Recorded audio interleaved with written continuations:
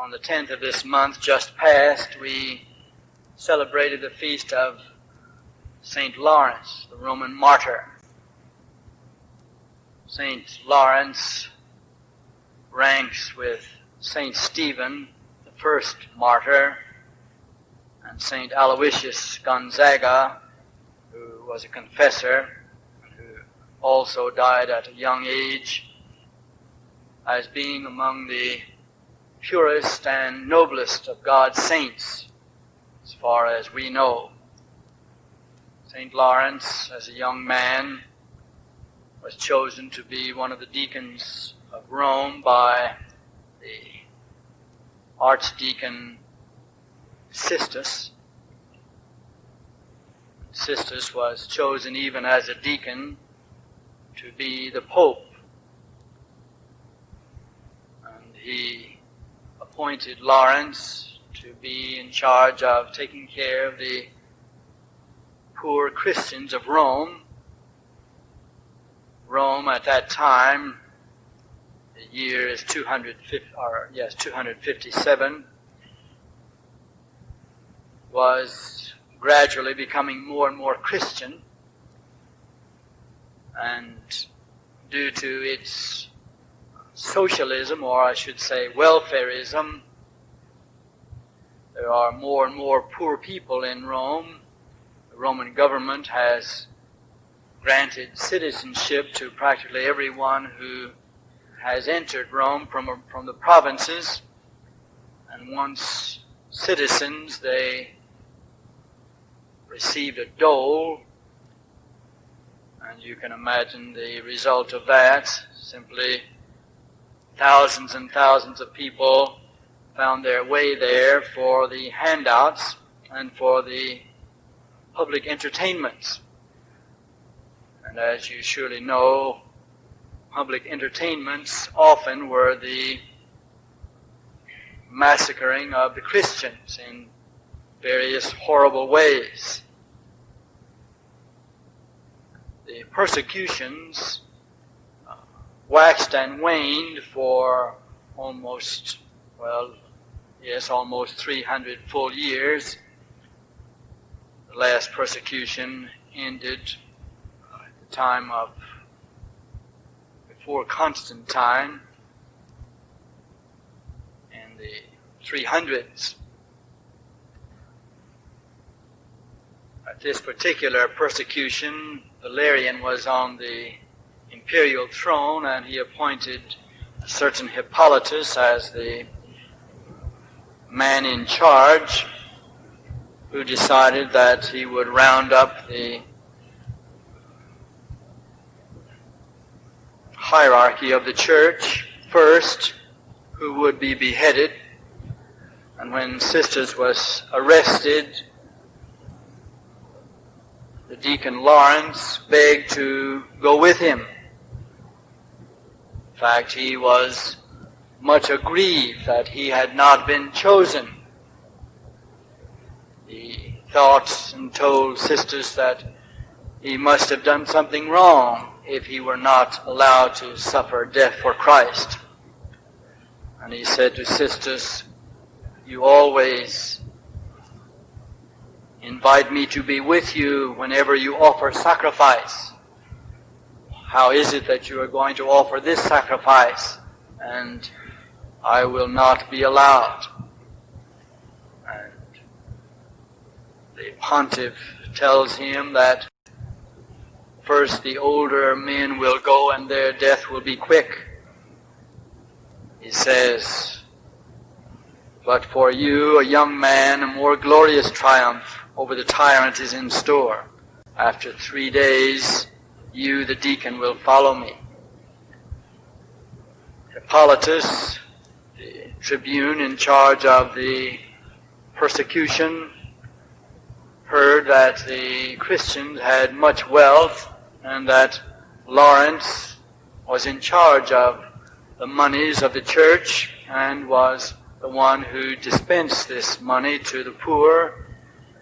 And he gave him orders to gather up the money, treasures of the church, for appropriation. And Lawrence told him it would take a couple of days to do so. He spent this time gathering the poor, the sick, and the leprous of the city there at his church. And then he summoned Hippolytus to come and see these treasures. Upon seeing this motley gathering of people, Hippolytus was infuriated and took it as a personal insult as well as frustration for his greed. And he warned Lawrence that for this insult he would pay very terribly. As the breviary says, he commanded Lawrence to deny Christ, put his courage and constancy to severest test by the most gruesome tortures. When initial cruelties brought no result, more violent ones were applied. Finally, he commanded that those limbs torn and lacerated by countless strokes under the lash be placed over fire and roasted. On an iron grate aglow with the flames beneath, his body was placed and slowly rolled about, extending the agony and making the pain more intense. St. Lawrence bore these sufferings so joyfully and so peacefully that it seemed that he experienced no pain at all. Indeed, it was remarked that it was as if he was lying there in the afternoon sun taking a nap. Yet his body was being turned from red to brown to black. One of his comments to those who were handling him by pitchforks was, "Turn me over, I am done on one side."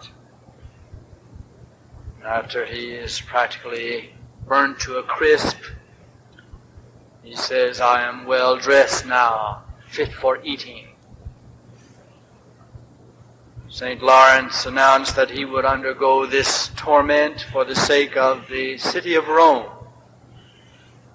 And as martyrology says, even on that occasion, many converts were made.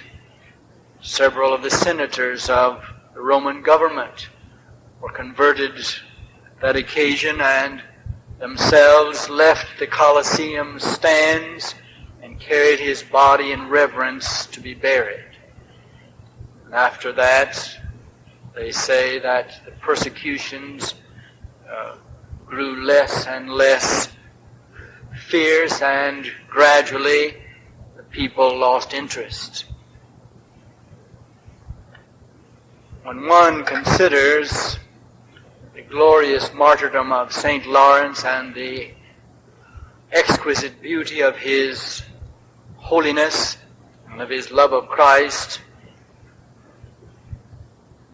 one should ponder his own impatience.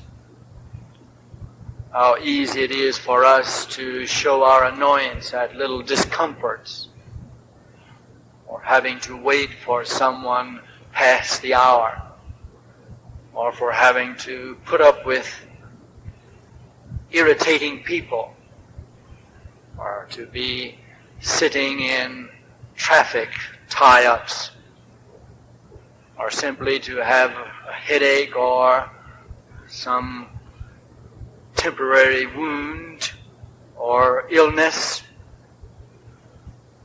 It would do us well to ponder what Christ required of Lawrence for his entrance into heaven. St. Lawrence understood that this was what Christ required, and he was glad to pay it. Should we not, therefore, my dear people, be willing to pay less for the same reward?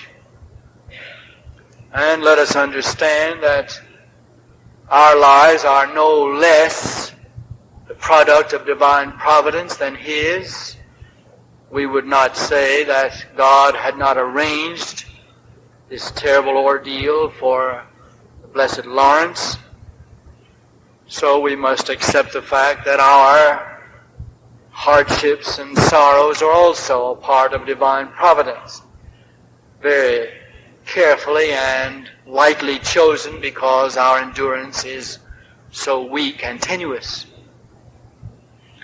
Also, we should be edified by this faith that we see in Lawrence, who in his final hours there seemed to be in a veritable ecstasy of joy. It was not that Lawrence did not feel the pain, it was simply that his love transcended it. And it is possible that our love of Christ, our love of the church, transcend the worldly difficulties and the worldly sorrows that we must endure. All of us have to admit that compared to this, we have not suffered. And all of us know that it is right that if we are going to gain our salvation, if we're going to gain the rewards of heaven, the possession of God and all His wealth and joy, it is right that something should be required as a price. It is not right that we enter heaven simply because Christ suffered and that we be immune therefrom. And our primary duty is to profess our faith, as Lawrence was called upon to do. This was his glorious profession.